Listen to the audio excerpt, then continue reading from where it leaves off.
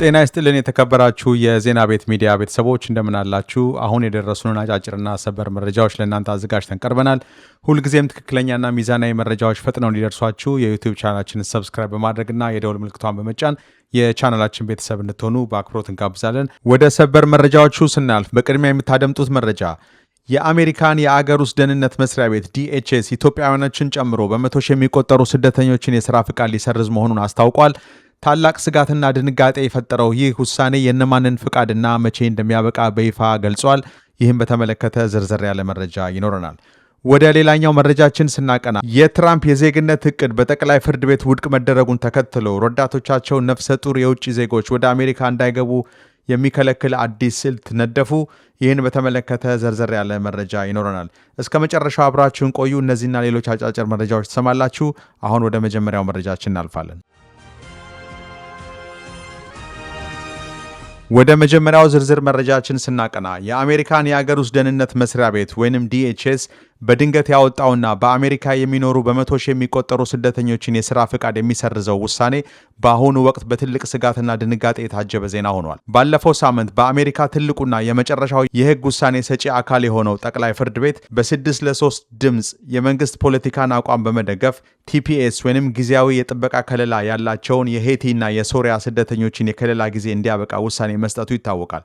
ይህ ጊዜያዊ የጥበቃ ከለላን የማንሳት እንቅስቃሴ ከዚህ ቀደም ኢትዮጵያን ጨምሮ የበርማን፣ የየመን፣ የደቡብ ሱዳንና የሶማሌ ዜጎችን ከለላ አንስቶ የነበረ ሲሆን የአሜሪካን የአገር ውስጥ ደህንነት መስሪያ ቤት DHS ረቡዕ ዕለት በድንገት ባወጣው መግለጫ ኢትዮጵያውያኖችን ጨምሮ ሁሉም ከለላ የተነሳባቸው ሀገራት ስደተኞች የሥራ ፍቃድ ማብቂያ ቀን ወይንም ወርክ ኦቶራይዜሽን ኤክስፓይሬሽን ዴት በፊታችን ሐምሌ 10 ወይንም ጁላይ 10 እንደሚሆን አስታውቋል። ይህ የሕግ ከለላ እንዲያበቃና ስደተኞች ያላቸው የሥራ ፍቃድ እንዲሰረዝ የተወሰነው የፕሬዝዳንት ዶናልድ ትራምፕ አስተዳደር በእነዚህ አገራት ውስጥ ያለው ሁኔታ አሁን ላይ መሻሻል እያሳየና ስደተኞች ወደ አገራቸው መመለስ ይችላሉ የሚል ጽኑ አቋም ስላለው ሲሆን ፍርድ ቤቱም የመንግስት ባለስልጣናት የወሰኑትን የስደት ፖሊሲ የበታች ፍርድ ቤቶች ሊሽሩት አይችሉም በማለት የትራምፕ አስተዳደርን ትልቅ የሕግ ድል ሰጥቶታል። ይህ ውሳኔ የሥራ ፈቃዳቸውን የነጠቃቸው የኢትዮጵያ፣ የሄቲ፣ የሶሪያ፣ የበርማን፣ የየመን፣ የደቡብ ሱዳንና የሶማሊያ ስደተኞች የሥራ ፈቃዳቸው ከመዘጋቱ በፊት ያላቸው ጊዜ ከ2 ሳምንት ያነሰ ሲሆን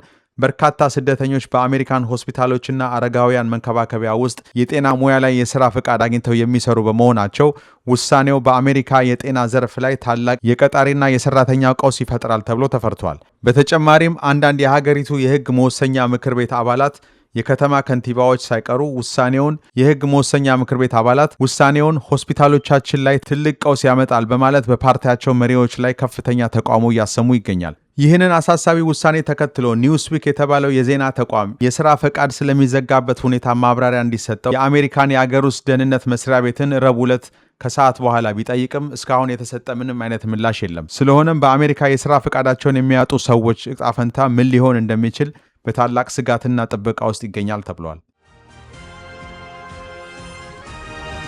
ወደ ሌላኛው መረጃችን ስናቀና የአሜሪካን ጠቅላይ ፍርድ ቤት ማክሰኞ ዕለት ባሳለፈው ታሪካዊ ውሳኔ ወላጆቻቸው የውጭ አገር ዜጋ የሆኑና በአሜሪካ ምድር የተወለዱ ሕፃናት የሚያገኙትን የዜግነት መብት ለመንፈግ ፕሬዝዳንት ዶናልድ ትራምፕ ያስተላለፉትን የሥራ አስፈጻሚ ትዕዛዝ ሕገ መንግስታዊ አይደለም በማለት ውድቅ ማድረጉ ይታወሳል። ይህ የፍርድ ቤት ውሳኔ ይፋ በተደረገ ማግስት የፕሬዝዳንቱ ረዳቶችና የማጋ የፖለቲካ እንቅስቃሴ ደጋፊዎች ስልታቸውን በፍጥነት በመቀየር አዲስ የኢሚግሬሽን ውጊያ ከፍተዋል። አዲሱ ስትራቴጂያቸው ነፍሰ ጡር የሆኑ የውጭ አገር ዜጎች ወደ አሜሪካ እንዳይገቡ በቀጥታ መከላከል ሲሆን ይህ እርምጃ ክርክሩን በአሜሪካ ከተወለዱ ሕፃናት መብት ላይ ከማተኮር ይልቅ ገና ወደ አገሪቱ የሚገቡ የውጭ አገር ዜጎች ቁጥር ወደ መገደብ ያዞረ ክስተት ሆኗል። ይህንን ውሳኔ ተከትሎ የፌዴራል ሚዲያ መስራች ኤሰን ዴቪስን ጨምሮ ታዋቂ የትራምፕ ደጋፊዎች ነፍሰ ጡር የውጭ ዜጎች ወደ አሜሪካ እንዳይገቡ የመከላከልን ሐሳብ ማንሸራሸር ጀምረዋል። የትራምፕ ከፍተኛ አማካሪ ስቲፈን ሚለር ዜጎች ያልሆኑ ወላጆች የሚወልዷቸው ሕፃናት የአሜሪካን የዜግነት መብትና የማህበራዊ ደህንነት ጥቅማ ጥቅሞችን ማግኘታቸው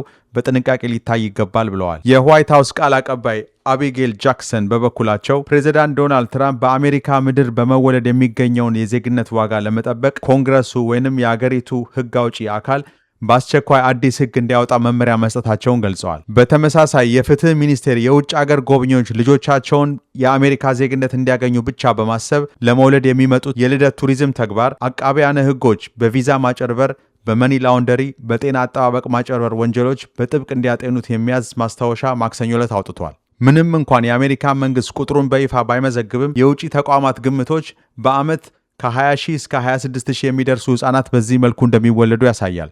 ሆኖም የአሜሪካ የበሽታ መቆጣጠሪያ ማዕከል ማለትም CDC በ2025 በአገሪቱ 3.6 ሚሊዮን ሕፃናት መወለዳቸውን ከገለጸው መረጃ ጋር ሲነጻጸር ይህ ተግባር በአንጻራዊነት እምብዛም ያልተለመደ መሆኑን ያሳያል።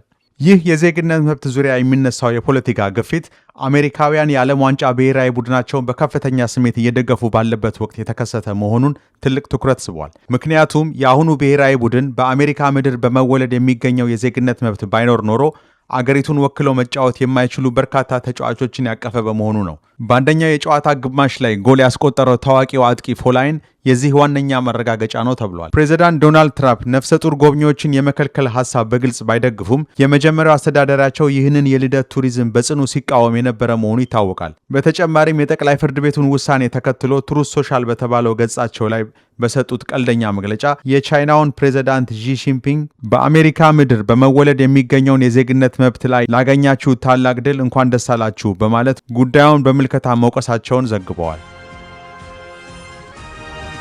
ወደ አጫጭር መረጃዎቻችን ስናልፍ በመጀመሪያ የምናገኘው መረጃ አሜሪካና እስራኤል በምዕራብ ሩሲያ ቋሚ የአሜሪካ ኤምባሲ ለመገንባት የሚያስችል $1 የሊዝ ስምምነት ተፈራረሙ። ውሳኔው በከተማዋ ሁኔታ ላይ ዓለም አቀፍ ውዝግብ ባለበት ወቅት የአሜሪካ የዲፕሎማሲ መገኘት የሚያጠናክር ሲሆን ይህ ምሳሌያዊ ዝቅተኛ የሊዝ ዋጋ ሁለቱም አገራት ለስትራቴጂካዊ አጋርነታቸው የሰጡትን ትልቅ ቦታ ያሳያል ተብሏል። በመጨረሻም ማክሰኞ ዕለት በአሜሪካ ኒውዮርክ ከተማ በሚገኘው ታዋቂ የኢምፓየር ስቴት ሕንፃ ላይ ያለ ፍቃድ ሕገወጥ በሆነ መንገድ ለመውጣት የሞከሩ ጥንዶች በቁጥጥር ስር ውለዋል። ይህ በሩሲያውያኑ ጥንዶች የተፈጸመው ለሕይወት አስጊ የሆነው ድርጊት ለየት ያለና ሞትን የሚፈታተን የጋብቻ ጥያቄ ለማቅረብ ታስቦ የተደረገ መሆኑ ታውቋል። ምንም እንኳን ድርጊቱ ለፍቅር ሲባል የተደረገ የፍቅር መግለጫ ቢሆንም እንዲህ ያለው ታዋቂ ታሪካዊ ቦታዎችን ያለ ፍቃድ መውጣት በሕግ የተከለከለና በጣም አደገኛ በመሆኑ ጥንዶቹ ከህንፃው ላይ እንደወረዱ ወዲያውኑ በፖሊስ ቁጥጥር ስር ውለዋል። ለአሁን ያዘጋጀንላችሁ መረጃዎች እነዚህ ነበሩ።